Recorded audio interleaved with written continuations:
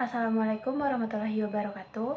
Perkenalkan, nama saya Langga Haryani dengan NIM 220456062. Baiklah, di sini saya akan menjawab pertanyaan ujian tengah semester Studi Masyarakat Indonesia dengan dosen pengampunya yaitu Ibu Hera Stuti SPD MPD. Baik, untuk pertanyaannya yaitu kenapa Indonesia sering dilanda konflik horizontal dan apa upaya yang dapat dilakukan untuk mencegah tidak terjadinya konflik horizontal tersebut di masa yang akan mendatang. Sebelumnya, konflik horizontal ini merupakan suatu jenis konflik yang terjadi antara kelompok masyarakat yang memiliki perbedaan identitas seperti suku, agama, ras, dan budaya. Konflik ini terbagi dalam beberapa bentuk, yaitu ada konflik dalam bentuk kekerasan, diskriminasi, dan ketidaksetaraan. Lalu, kenapa konflik ini sering terjadi di Indonesia?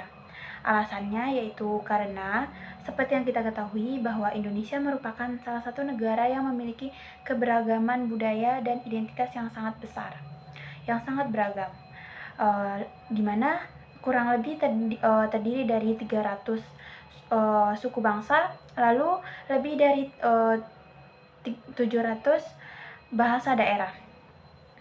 Hal ini memicu Indonesia menjadi negara yang beragam dan dinamis. Tetapi jika tidak dikelola dengan baik, hal ini menjadi salah satu penyebab terjadinya konflik horizontal di Indonesia. Lalu untuk faktor penyebab yang kedua yaitu ketidaksetaraan ekonomi dan distribusi sumber daya yang tidak merata. Hal ini dapat memicu kecemburuan ekonomi antara kelompok masyarakat sehingga terjadinya konflik horizontal.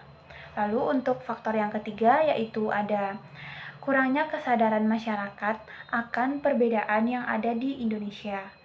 Lalu yang keempat juga bisa dipengaruhi oleh faktor politik atau kekuasaan yang tidak digunakan dengan baik, penyalahgunaan kekuasaan.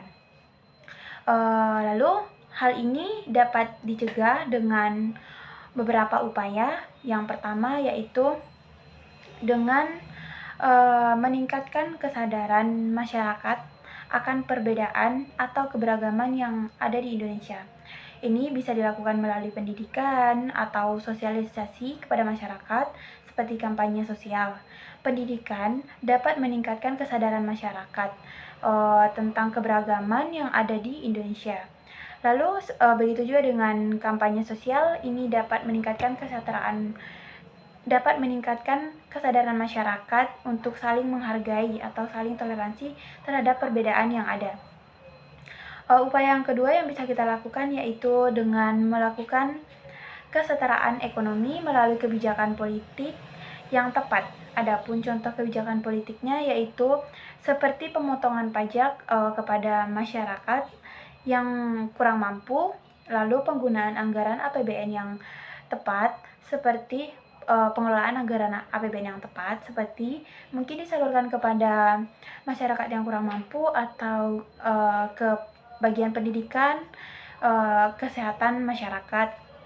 Dengan melakukan kebijakan ekonomi yang tepat, ini dapat meningkatkan kesejahteraan masyarakat, lalu akan mengatasi kecemburuan ekonomi yang terjadi di kelompok masyarakat, sehingga tidak ada lagi pemicu terjadinya konflik horizontal ini.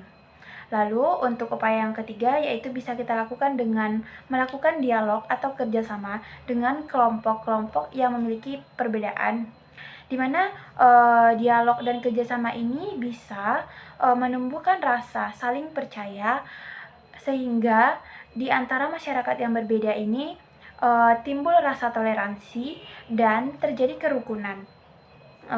Hal ini bisa dilakukan dengan dari hal yang paling kecil mungkin yaitu seperti kerja bakti.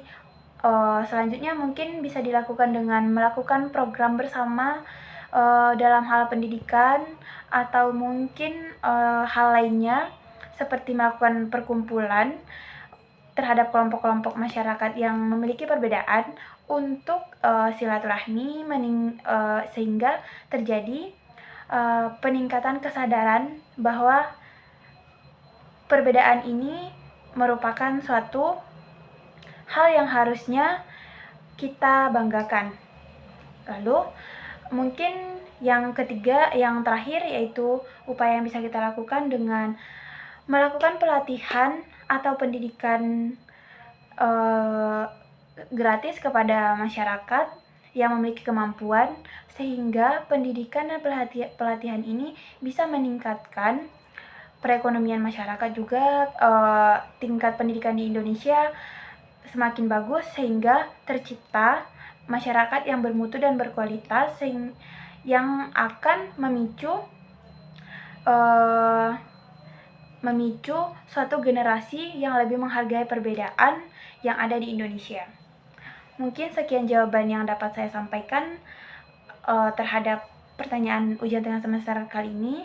Semoga jawabannya bisa memenuhi ujian tengah semester saya bersama Ibu Hera Astuti. Sekian, saya akhiri dengan Assalamualaikum warahmatullahi wabarakatuh.